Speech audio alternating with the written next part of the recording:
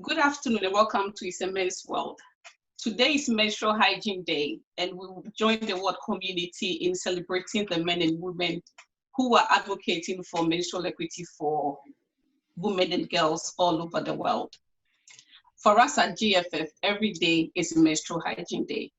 This afternoon, I have 4 great men with me discussing how we can break the stigma and taboo around menstruation and make the conversation easier for men and boys. So I'll start by introducing Mr. Israelaye. He's a broadcaster and he's been around for a while. And in recent times, he's decided to take up some social cause.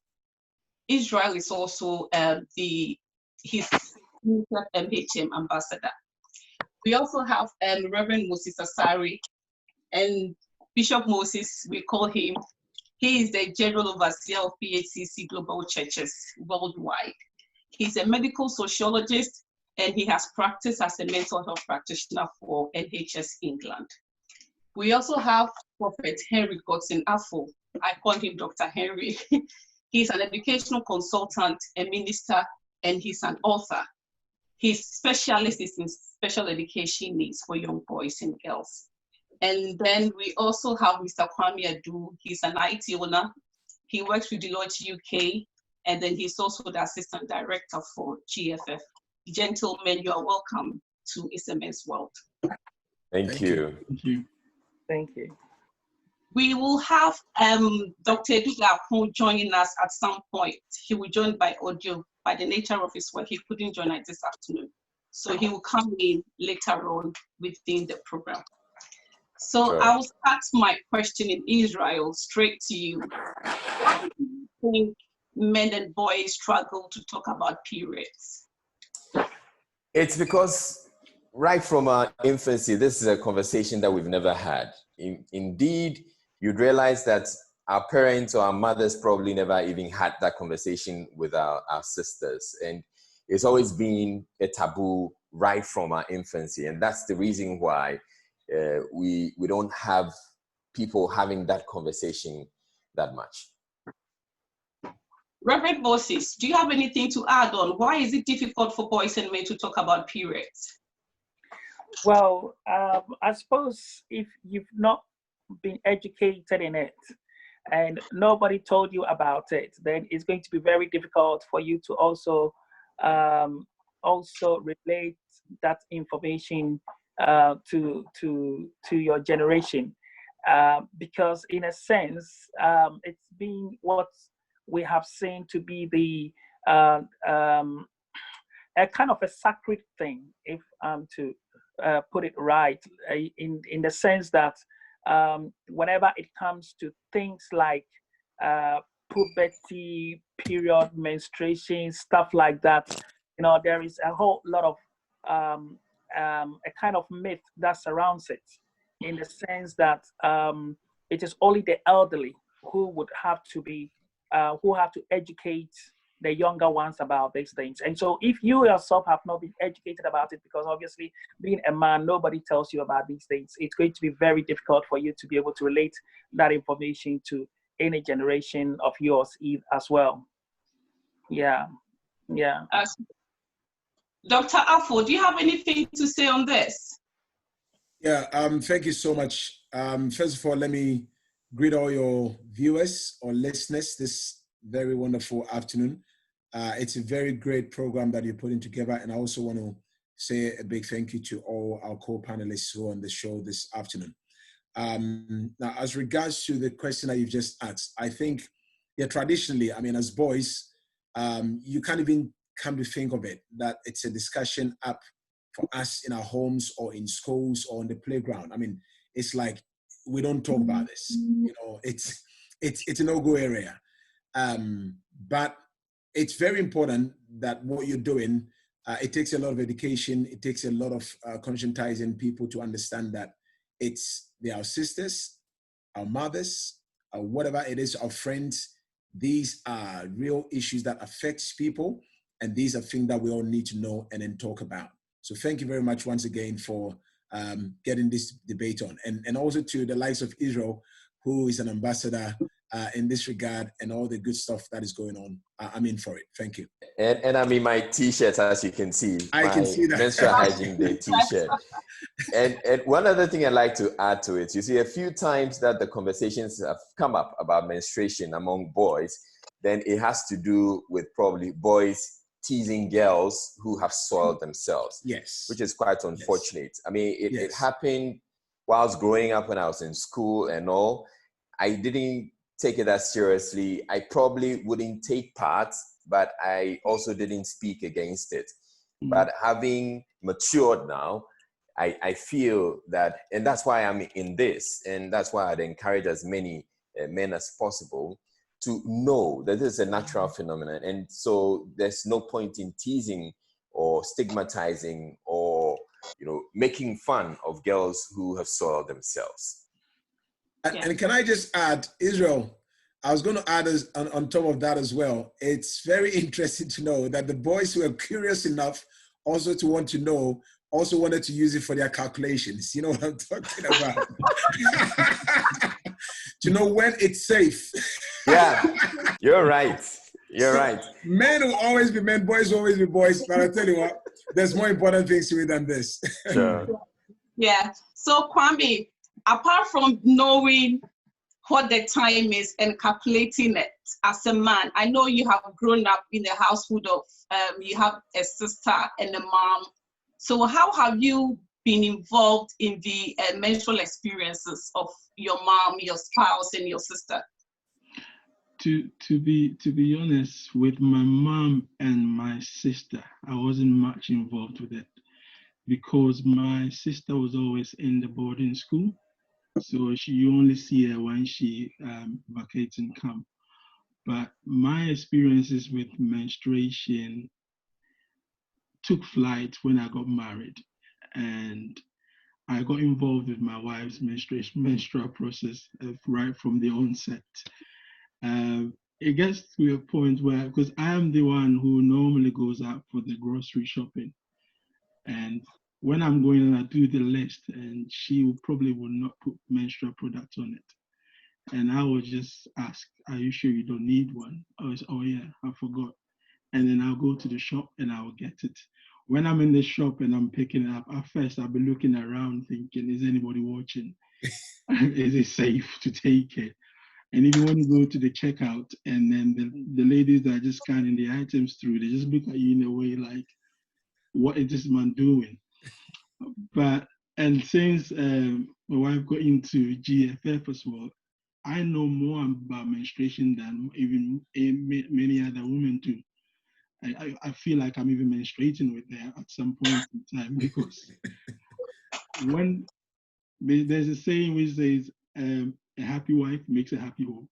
So when she's going through that, and if you don't sympathize or go through that with her, you don't feel the impact that the women are actually feeling. But my experiences now has come through from my wife's own experience. So I've learned a lot since getting married in menstruation. Yes.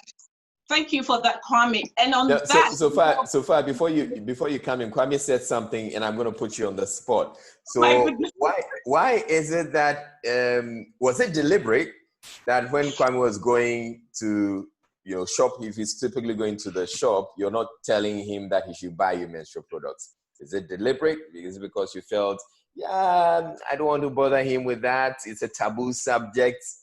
Could that be the reason? No, not really that it's a taboo subject, but I will want to go out and pick what I need and do it for myself, because I see menstruation as a time for me. But then Kwame is so involved in it, so he will want to do everything for me. So even if I say no, he will say that, nah, I want to do it for you. So yeah, I see it as a thing of being me and choosing what I want. But then over the years, he has come to know the products that I need, the particular brands and the size that I want for the day and the night. So yeah, he knows what he's doing. I've learned well. Well, yeah, can I add something to what Israel said earlier on in terms of growing up? It's quite interesting, because when he talked about growing up, my kind of experience growing up as far as menstruation was concerned was that this is way back in primary school, when we see, that some of these girls, some kind of insult themselves in a way, we didn't understand it. So we would, make a joke out of it. We would laugh about it. But this is what comes into our mind during those days. We probably would think that, they've gone to do something bad.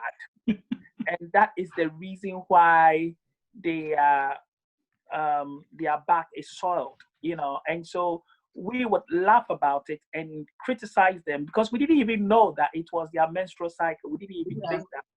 So we were thinking that maybe they've gone to, have it with somebody, and as a result of that, they are bleeding, and that is how we were perceiving it. Yeah, and so it's quite interesting that we just simply didn't have any sort of idea at all about it growing up.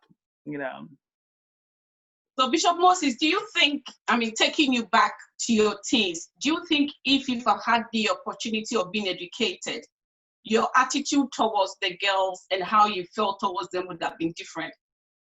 Yeah, definitely. You would, and also, I suppose it also depends on the background in which you are growing up. I suppose looking at it from the Western world, it would be a very normal thing. But in Africa, where I grew up, I suppose that even if I had been told about it, and I would probably see it to be what we call the unclean thing.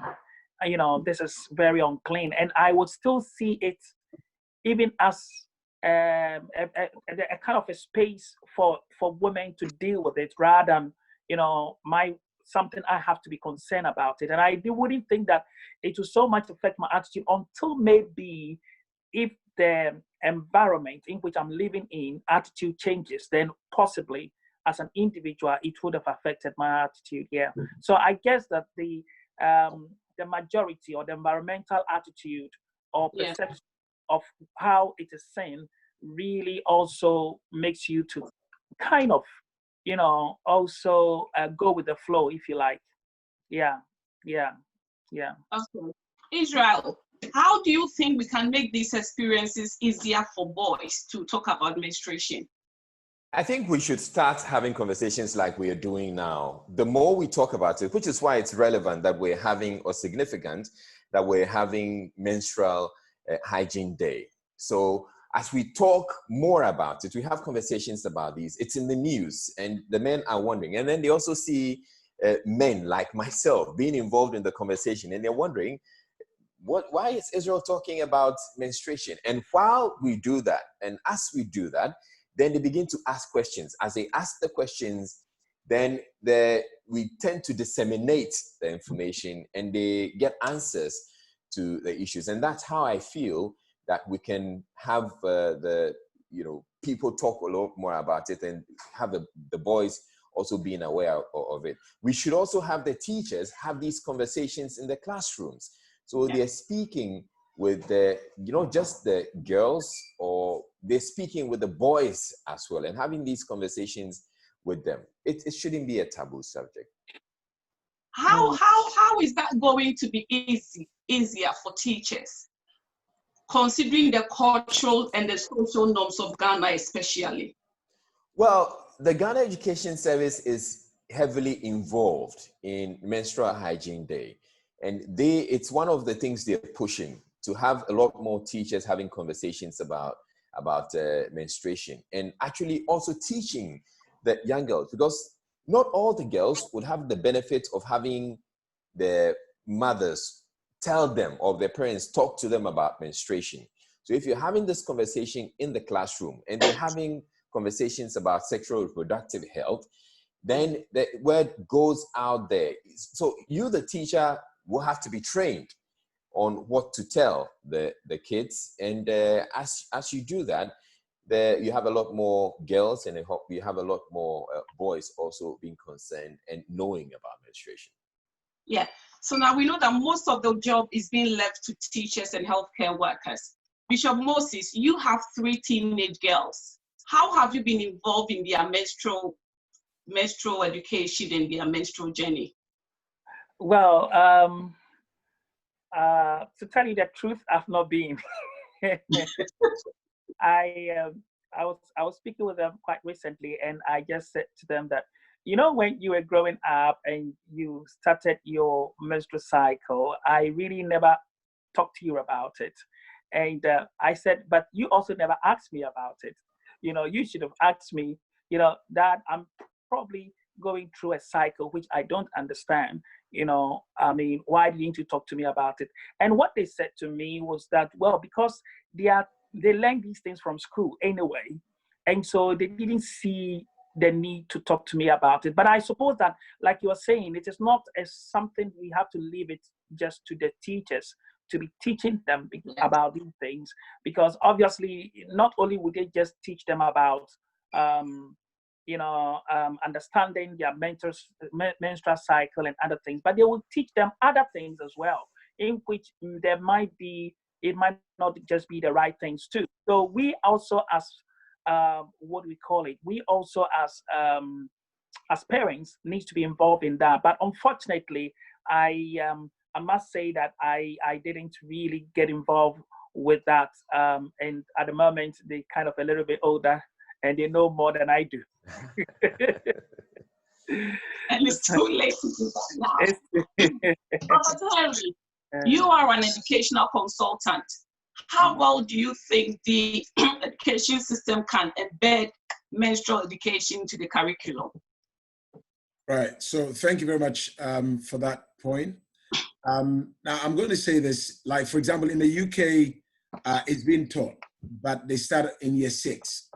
Okay, so at that point, they usually will separate the boys and the girls and then teach it in different groups. So when you're doing it like that, the girls can feel free to talk about it, and the boys probably also dealing with their own puberty issues at that point, maybe can also talk about their bits. Now, in year 7, it's taught in a lot more detail. So if you have to put any ages to that, you're talking about maybe between the ages of 11 to 12. Okay, so ages of 11 to 12, they start talking about it. But in year 7, the issue of stigmatization becomes even stronger, because the boys want to try and show off a bit, and then what is this? Ew, yuck. I mean, that kind of thing. I don't want to know what is going on there. And the girls also feel so embarrassed. So again, because we're keeping them isolated, we're doing it on like in different sessions without both sexes coming together. It makes it very difficult. So I think going forward is to have some controlled sessions where you have the boys and the girls sometimes together, talking about these things, and then making them know and feel that after all, it's not this bad. I mean, these are your sisters, and your mothers probably go through it or have gone through it, your aunties and things like that. So we have to probably bring it a lot more closer home. And I'm sure that when we do it like this, it makes it much easier and a lot more comfortable talking about. But having them in different groups sometimes even goes to reinforce the kind of feelings that we have about it, that it's a taboo for the boys to discuss that with the girls. We need to have that cohesion. Yeah, personally, I think that conversation should have been had when you were in primary school. Like, you know, there's courses that we have, social, life skills. So these are all life skills that, as boys, you will need when you're growing up with your sisters, and then long-term wise, your spouses that you get married to, because these are things that you need to know and equip yourself with it. It is a subject where I think when it comes to it, there is that machoism about men not willing to even mention the word period. It feels very strong on the mouth, isn't it? Yes, but there's nothing wrong with saying period.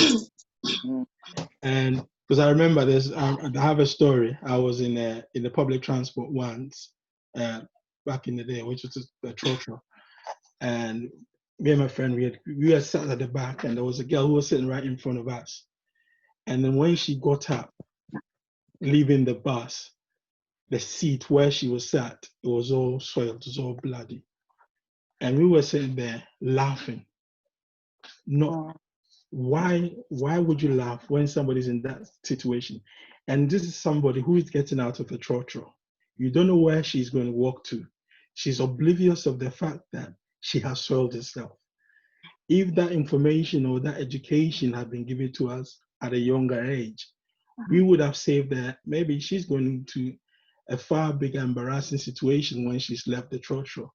We could have told her, lady, you've done, this is what is happening to you.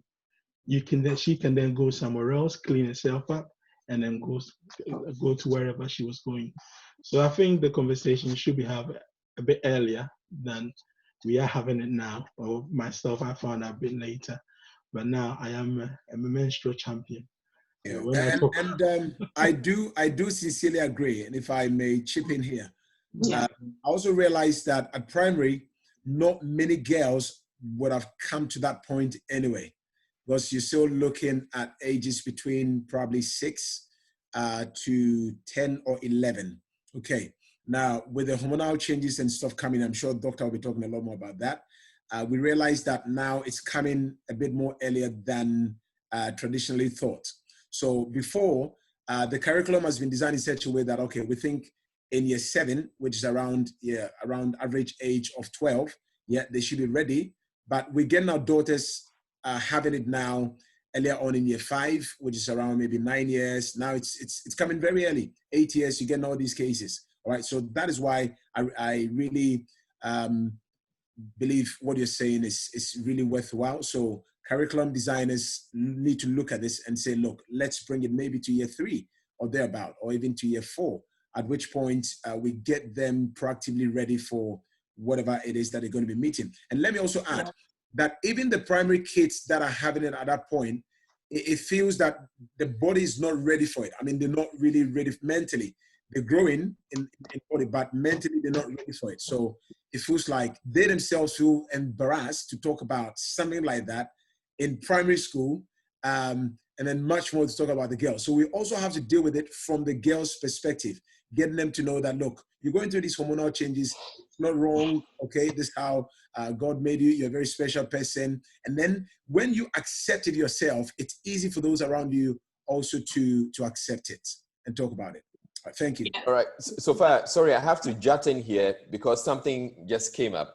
My attention has been drawn to the fact that there are some people on some platforms and they're dissing multimedia and Joy News for essentially putting together an all-male panel to discuss a female subject.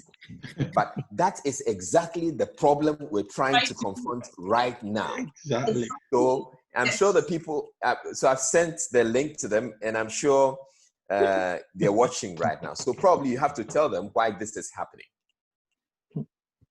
Okay. Right. So the reason for this all-male panel is to get men involved in talking about menstruation. So yesterday we had a section, it was an all-female section, it's a women's world. And it's a men's world is designed predominantly to have males on board, to have that freedom to talk about it so that other males outside will know that, you know what, these are men seated together and talking about a taboo subject. So it's not a taboo anyway. So that is the reason why we have put this together. And I'm so happy that you're talking about it, which means that we have achieved our aim. Right. That when men come together and they talk about it, there is a greater possibility of helping us to send the message out there and also to break the taboo around the subject. So that is the reason why we have an all-male panel, that men also have the knowledge, they have the confidence to talk about menstruation. It is not just for women. Yeah, Dr. Michael is online as well. Okay. Yes, yeah, Dr. Edu has joined us. Yeah. Hi, everyone. Can you hear me? Can you hear me? Yes. Yeah, Yeah, Great. yeah. Good to be here. I hope you're keeping safe from COVID. 100%. Okay, Michael, I will take you back to the question that Israel has just asked me. Yeah. How do you think gender inequality is compromising on women's ability to manage their menstruation?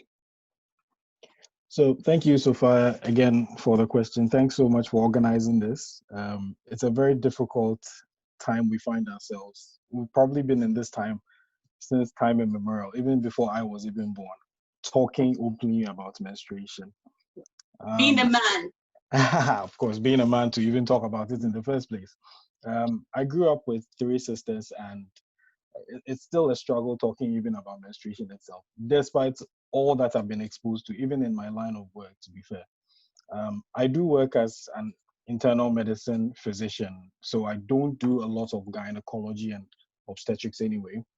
But back to the question, really, I think it's invariable that we have had these issues in the past and they still continue to persist due to a number of things I've found, especially in my line of work as well.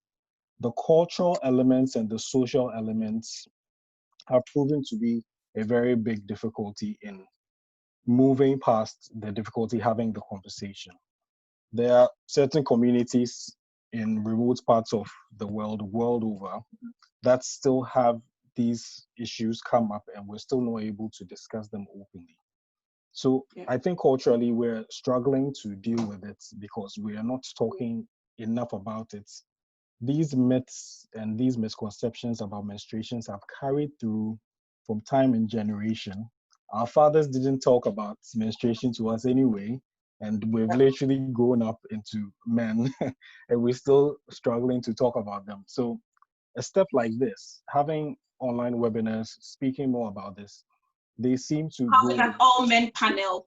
Having an all-men panel, which you're getting flack for already, which I find very interesting. But I guess we're hitting a nerve, which is good. Again, things like the fact that there's a natural tendency to see menstruation as a taboo naturally seem to be a very big problem in the setting of talking about it and even doing much about it. So really, the education bit is what we need to hammer on specifically lots of times. And it may take efforts as miniature as we see ourselves doing now to go a long way to try and make these things go away. They probably may never really go away for some time, but we are optimistic that when we come together and we talk about them openly, we will be able to achieve the long-term aim of maintaining that balance for all of us. Yeah. So Michael, which means that even with your background, from your family background, coming from a home with all sisters and a mom, that was not enough to change your perception on menstruation. Unfortunately, it wasn't. And I'll probably say my. I mean, I'll probably say my sisters did their very best to explain the very best they could. My mother also did her very best, but there was always issues around, talking about it openly, even seeing a sanitary pad. I was listening to the webinar yesterday from the women, and it was quite shocking that even the women were struggling to talk about menstruation among themselves, and they didn't even want their pads to be seen around the house, much more having the men even engage in conversations about it. Menstrual education is very important.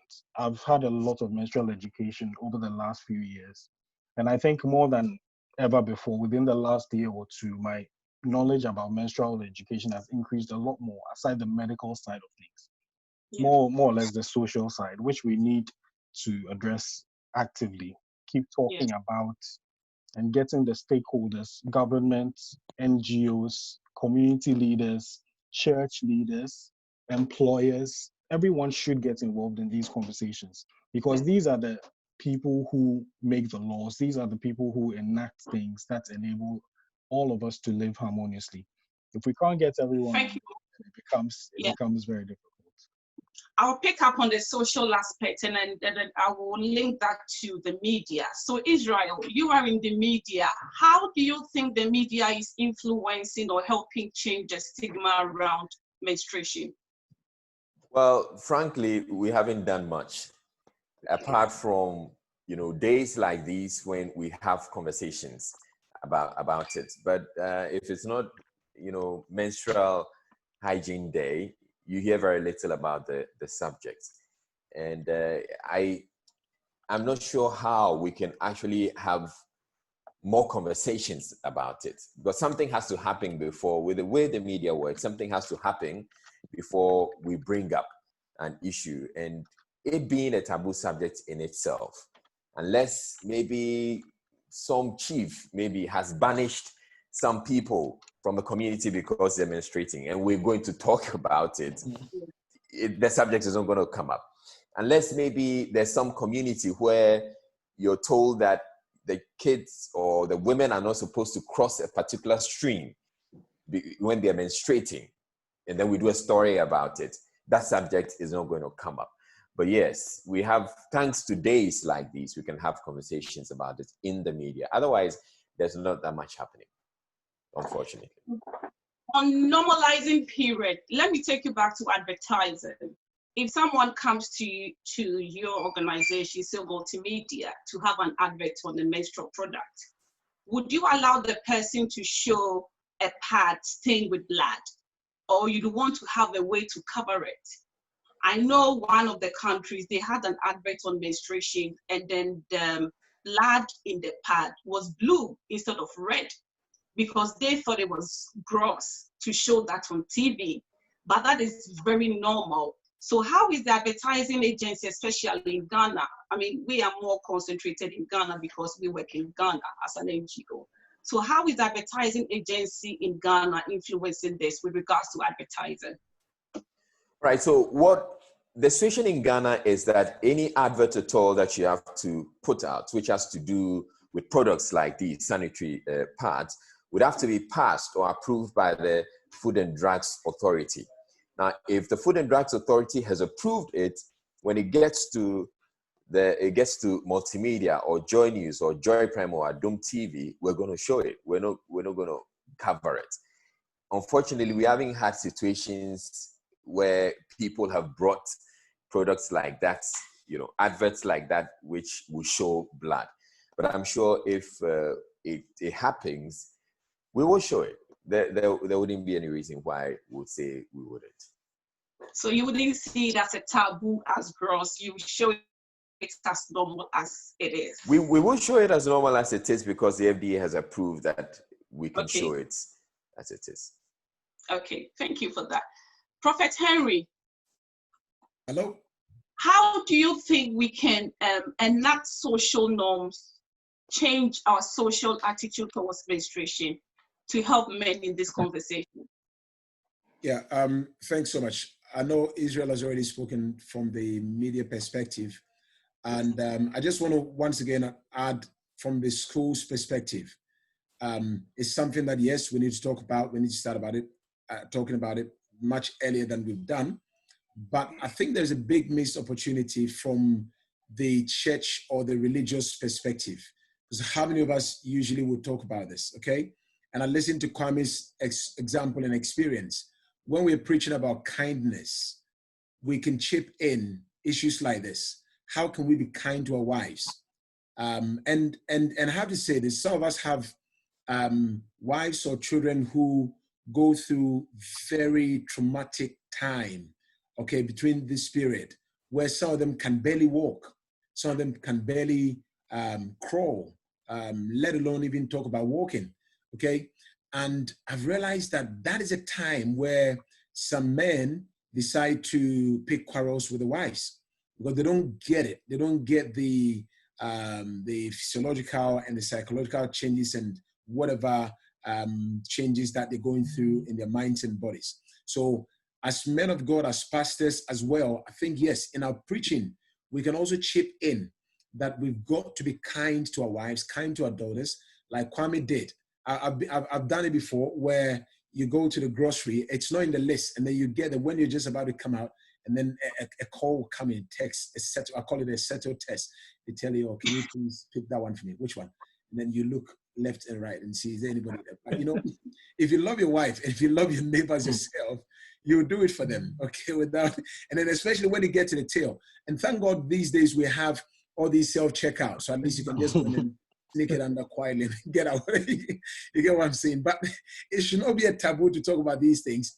But I'm saying that we as a church, as pastors, as men of God, on the social front also have a big role to play. Even at our homes, as parents, yes. I was just talking to my wife. I said, please make sure David is watching. I'm on live. I'm on live live stream now. David should watch. Lilian, let's talk about it.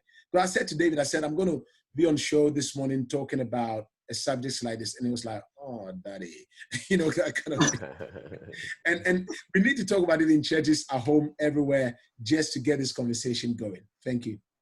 Yeah. Kwame, I'm coming to you. You work in a male-dominated environment, and I know there are a few women in there.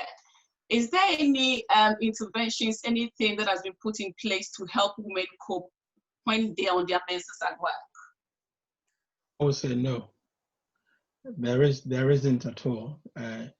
You know, you have the first aid for when medical issues happen at work, where people can get medical attention. But even if you go and look in the medical box, you wouldn't find a menstrual pad in there. So I think corporately, the corporate world is not doing much for women and ladies who are in the workplace. Because I work in, as you said, predominantly male world, because IT is predominantly male. But now you have female, like Deloitte, for instance, they're making it their choice of their target to incorporate a lot of women in the IT world. So let's say if you were a man and a woman, you go for the same job, it's quite likely that the woman will get the job over you. But whilst they're doing that, they've not put in place things like that to help the women also settle in at work when that time of the month comes for them to be having their period. It's so in the corporate world, it's not at all, and it's something that you've said it right there. Maybe I myself can pick it up with people in charge in our offices to let them know, because I do go around a lot now since my involvement with GFF, where I talk to a lot of people about fundraising, about menstrual products, about pads, about menstrual cycle, how to even calculate menstrual cycle. So it's something that I'm also educating the men in my field and in my area, in my department, about menstruation, and some call me Mr. Menstruation. But Thank you for your good work, Kwame. Israel, I'll come to you. How is you are into the media, and I know there are a lot of ladies who are out there reporting, newscasting. Is there any policies in your workplace, multimedia, in the journalism world in Ghana, protecting women or advocating for women when they're on their menses at work? Is there any provision for free sanitary pads for them? Do they get a time off work? Well, there are no free sanitary towels that are being distributed in the workplace. But fortunately, we have an environment or a work environment that permits or allows the girls. If you're working with multimedia and it gets to a point when I have a colleague who, when it gets to that time of the month, she actually goes to excruciating pain. She's allowed time off. And that's the kind of work environment that we have encouraged. And we have been, multimedia, I say, has been quite supportive of women when it comes to their periods. Plus, the men also in the newsroom, in the joint newsroom, for instance, it would surprise you to know that we have more females or more women in the newsroom, in the joint newsroom, than men. And the men, thankfully, are also quite considerate, and they appreciate and empathize with their female colleagues when it gets to that time of the month. Yeah, we know sometimes they can get really, because it's that time of the month, they get quite edgy and they behave very funny and all that. But yeah, we love them and we accommodate them like that. Even in the church, the way they sing, you can know by the way they sing. You know. You don't need to go prophet. That one you know.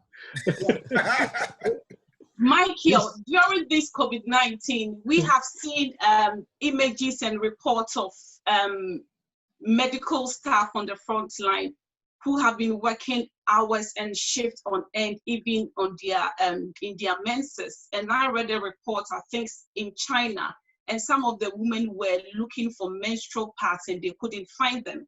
and some of them couldn't even change because of the PPEs that they wear to work.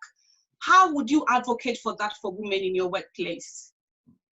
So good news is, in my workplace, there's very good support for women in general in terms of their menstrual cycles. So there are times when women are called sick, specifically because they've had associated symptoms with their menses. Medically, it's known as premenstrual symptoms. So things like Israel was mentioning, nausea, bloating, mood swings. These are things that are hormonal, and these are things you expect in some women. And because God created women differently, no two are the same, you see. It's quite common, really. I think I'll just put in a further message to say that there isn't anything like doing more than enough. You can always do better. I think what we should do is make it very clear and organize more of these talking sessions. Maybe what we should be doing more is focused group discussions with men and heads of institutions and departments. So maybe I would advocate that if at different departments, aside the Ops and Gynae team, maybe the Ops and Gynae team could probably organize a talk session with the various departments about menstruation, how men have an active role to play in enabling women be comfortable to talk about it, be comfortable to take time out, and be comfortable to work with us despite all the issues that they're having. Again, it's a massive workforce you're losing if you have women on your team and they're not able to work or contribute productively because of their menses. Something so natural, something out of no reason that they should be suffering. It's no fault of theirs that they have their menses every month. Yes. I think we need to support each other. Israel, I'll come back to you. Do you think it is a corporate responsibility to provide menstrual products for women at the workplace? I'm not sure about that. I don't. Just as we provide toilet tissues, just as we provide hand washing gel, do you think it is a responsibility? I wouldn't say so. I think that fortunately, if you happen to be working, you can't afford menstrual products. And so typically, I know what most women do would be to keep some pads on them, if one or two, so that if it happens that you know when you're menstruating or when you're going to have your period, so that when it's about to happen, you know, and you're aware and you use it. But I'm not sure that we necessarily have to provide these things for the. Right. I'm just thinking that if you are saying that we don't have to, then we are still not actually dealing with the problem. Because then again, what we are trying to say is that it is a woman's problem and not all of us are a problem. But I think that if we can, just like you can go into other places where you can easily buy other products, you know, like maybe condoms and stuff like that, and are all on display.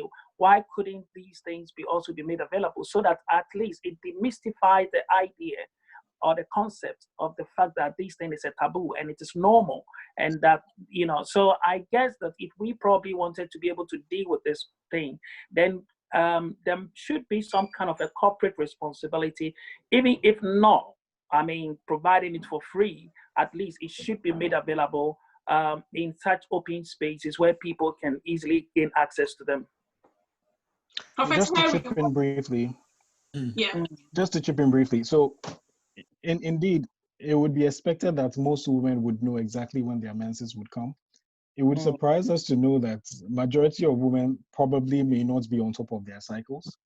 And again, it could be due to gynecological problems that some women may have. You could have, say, fibroids. Accidents do happen, they always say, isn't it? So just to add a bit of voice to what Bishop Moses said, it's important that corporately we put measures in place, like having these products available in open spaces as much as possible. We'll have to first get over the stigma, and then thereafter we can put these things in place, and gradually everyone comes to accept it. I think it goes to further stress how male-dominated our world really is now, regardless of whether we want to talk about that or not, which is a discussion for another day. If men were to menstruate, I'm very sure that pads would be everywhere. All those who agree, lift your hand up. All the men are quiet. So you see, it's actually very true. Back to Adjo. Okay, so yeah, just to chip in on that front as well, two things very quickly. I think the way even our toilets are set up in the corporate world, in the churches and in other places, you go to some of the churches, some of the, I'm not picking up on our churches though, anyway, some of the corporate world, the bathrooms, you don't have the sanitary, you know what I'm talking about, yeah? The disposal system in place. So sometimes the way it's even disposed of and all of that. But these are things that has to be in place. Consciously, we need to make sure these things are done. And on the social front as well, I think this thing came to mind, and it's a very important thing. They say charity begins at home.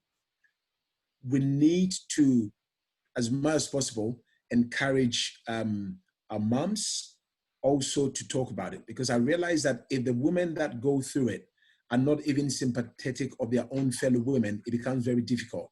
Why am I saying this? Have you ever had a stepmom? Let's say a mother-in-law, okay? A mother-in-law comes to visit you, and then maybe your wife is going through that time of the month, and mom-in-law still expects your wife to come out and then do some basic household stuff, okay? And you tell her, my wife is not feeling very well. And then let me say it in Tree. Now then, so I'll translate. What is the situation? Or she's going to that time of the month. Then they'll say, oh, in that way, and say, yeah, real. Or quite beautiful. She's not sick. This laziness, come up, get on with it. Because in our time, even when we're doing it, we still got on with it. But what people don't realize is that different people go through it differently. Like we've said, some people, when they're going through it, they can't even crawl, talk more to walk. And if women, our mothers, our in-laws can be sympathetic of their own fellow women and try and make it much easier for us to deal with these things, then we can also start from that point as well. So it's a point that we need to note as well in this debate. Thank you. Yeah, Prof, just to add to that, I'm also trying to pick up on what Dr. said in regards to men, the role of men creating an enabling environment. I suppose that whether we like it or not, I mean, men give a lot of confidence as well to women. And if we don't actually make it a norm to be able to also talk about it as men, especially, growing up as a man, nobody spoke to me about it, so I don't talk about it. But then if we are to be able to make our women have the confidence to be able to deal with some of these hurdles, then I think that a greater role from the men would have to be played, in the sense that we've got to be able to create a certain kind of a normalcy for it, by making them to feel accepted, making them to feel that it is not something weird, something strange, something that it belongs to some people, or it just belongs, it's their problem. Because I think that is how it has been perceived. It is their problem, it is their issue, they must deal with it. I mean, I never talk to my girls about it, because in my mind, this is women's problem, women's issue, they must deal with it. But I suppose that we can give them that confidence. So on the social front as well, I think that the role of men is so important in actually creating that enabling environment for our women to be able to feel that sense of confidence about themselves. That's what I probably want to chip in. Yeah. Israel, right. So I need to give you an update on what is happening on social media. Yeah. For your information, Men's World is trending #1 on Twitter. Oh, wow. Wow. And it is essentially because most people don't get it why 5 men are talking about menstruation. Is this Ghana Twitter, or is this This is Ghana Twitter? This is Ghana Twitter. Right. Yeah. I mean, I'm just realizing that I'm getting so many notifications coming on my phone. And I actually need to take time probably to respond to some of these tweets and get the people to appreciate why we're doing this. So tell them to share and like and So tune in, please. why don't you carry on with the conversation? Let me take some time off. Yeah. Excuse me, whilst I try and respond to some of it. Can I just chip in? Yes. And here, I think a lot of us men have to lift up our hands up and say, "Forgive us, Lord, we've all sinned." Now, how many men, when their wives are going through that time of the month, there are some that will even decide, "I'm not going to share the bed with you. I'm going to go and sleep in the children's room or in a different room." Yeah. Because they see so much as taboo. I mean, blood, no, you cannot handle it. It's like we say in the Levitican law, okay, somewhere in Leviticus or Deuteronomy. And it's that kind of thing. But like I said, yes, we need to even show a lot more care. The woman with the issue of blood. The woman with the issue of blood. It's like the woman with the issue of blood. I mean, the way we treat them. I'm saying this and I'm advocating for all husbands, all men, young brothers or older brothers, whatever, that this is the time that I think they need us most. And when men can understand some of these psychological, physiological, hormonal changes within this period, it makes it easier for us to know that, look, we've not been very considerate. We've not been kind enough. And there's a duty of social care that you and I need to start doing a lot more than we've done in the past. And that's why it's also important that men are talking about this. So we can confess our sins amongst each other and bring this shit forward and start taking good care of our wives, sisters, and moms. Yeah. There's a comment on Facebook, which is exactly why we're talking. Somebody just said, it should be one of the women's privacy issues, and men are on Zoom discussing it. Why should it be a private thing? Especially if and this is from a lady as well. Wow. So if you are married and you don't want your husband to know exactly what you are going through, how would the man understand and feel towards you, or even share in your pain, understand your hormonal changes when that time of the month comes, for that person to show you extra love than more than you need? Because this is why we are talking about this. That's right. Such a woman should be talking to her husband about this situation, and I hope that her husband is watching it, because it's an educative thing that men should have at the fingertips. So, yeah, that is interesting, because as a pastor, I mean, when we started church somewhere early 2000s, we had a lot of young people in our church, and I remember that every night or once in a month, I get called out, especially sometime in the middle of the night, to one of the members' houses, and she would be going through excruciating pain. I'm talking about real pain, where she's crying, and apparently she was having, every time she comes to this time of this period thing, her menses, she goes through some excruciating pain. She does have a lot of cramps and all those kind of stuff. And the level by which I was perceiving it, I saw it to be spiritual.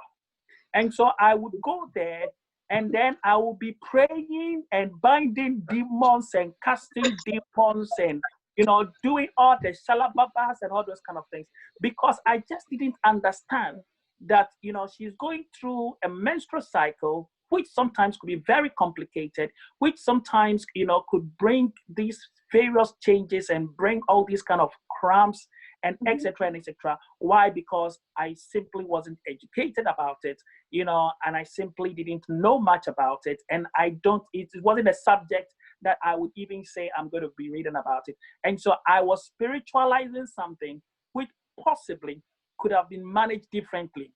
And so it is so important that this sort of information comes out in the domain in which, whether you are a man or a woman, we need to be able to make it a common knowledge, just like anything else, where people can engage in these discussions without having to feel that it is a woman's problem or it is just something we don't have to be talking about, Yeah. I'm just monitoring some of the... Go on. I'm just monitoring some of the feedback on Facebook myself, and it's quite interesting. And I want to choose my words very carefully, but let me say it this way. You see, sometimes, yes, let's take some data sampling. if you take any sample of the population, you realize that not all women probably go through the extreme end, like what Pastor Moses described, when someone is really down and there are people that every month they need to be given that helping hand, even to be able to sit, let alone to walk. Now, if it hasn't affected, there might be women out there who probably don't have it on that extreme end of the spectrum. But those of us who have also encountered women like this, we can understand, and it resonates with us. So I'm going to say this, that it's something that, look, you might not be experiencing it today, but maybe you might have a son that goes to marry a woman that has it on that very difficult end of the spectrum, or you might encounter someone like that in your workplace, and you still need to be a boss who understands and who is sympathetic of the fact that, yes, someone can go through that period of the month and can go down 1 week of work, and you should be able to accept that. So yes, men have to really talk about these things, and it can affect anybody at any point. Thank you. Yeah. So we've only got, well, it's 2 o'clock anyway, but I want to give you a few minutes to say your last words. So I'll start with you, Michael. Thank you so much, Adjoa, for organizing this. GFF is a charity that is trying to break the social norms that go against menstruation. It's a very difficult issue that we're dealing with, and we're all very passionate about it because it affects all of us when it affects women. My advice to men and young boys coming up is, we might have made mistakes and we might have glossed over menstruation because of how we were socialized and the way we view menstruation. But times are changing, and they are changing very quickly. Whatever emotional support you can give it to your sisters or your female colleagues. Whatever financial support you can give, make sure that you don't hold back. If these things are going on, such as charities and education and awareness, actively take part in it. Let's talk more about it. Let's break the taboos. Thank you. Thank you. Reverend Moses, your last Yeah, word. right.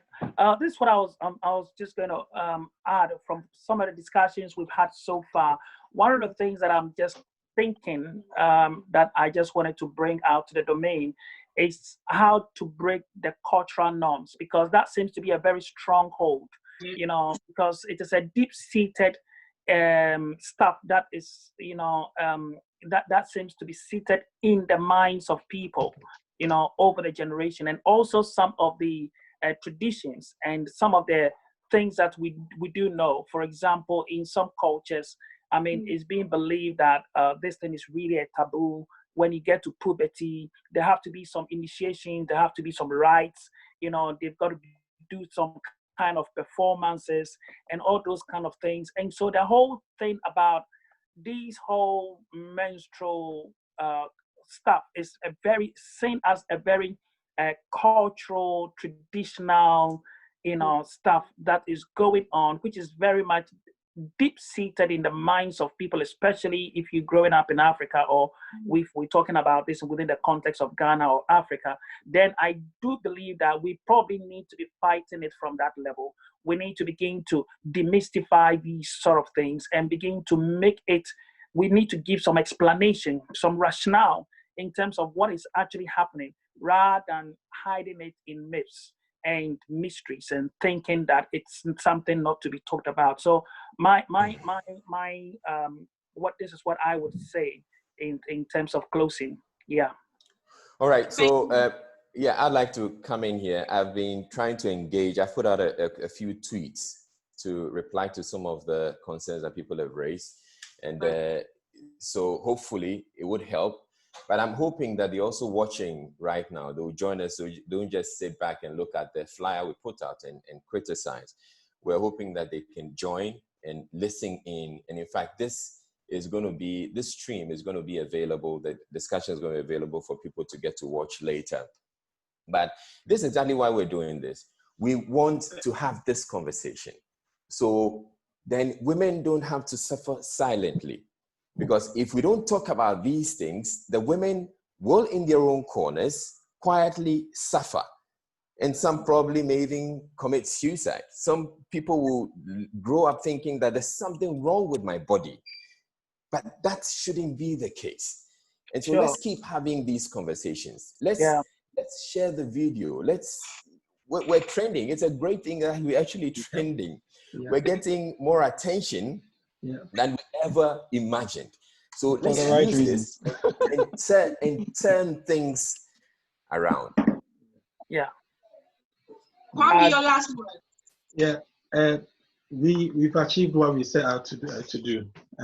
When Ajua set this up, and even coming up with the menstrual tag, we knew that we were going to get tongues wag and people going to talk. And from the feedback that we're getting, if we don't do anything again, we have achieved it. And I'm very, very happy that we got people talking about what a subject that most people don't want to talk about.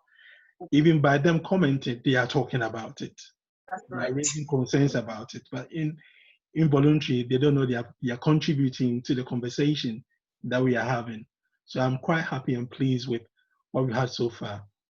If you're in Ghana and everywhere that you're watching us, please support Girls Flow Free. You can visit our website at girlsflowfree.org, our Facebook page, Girls Flow Free. We are on Twitter, Instagram, we're on YouTube.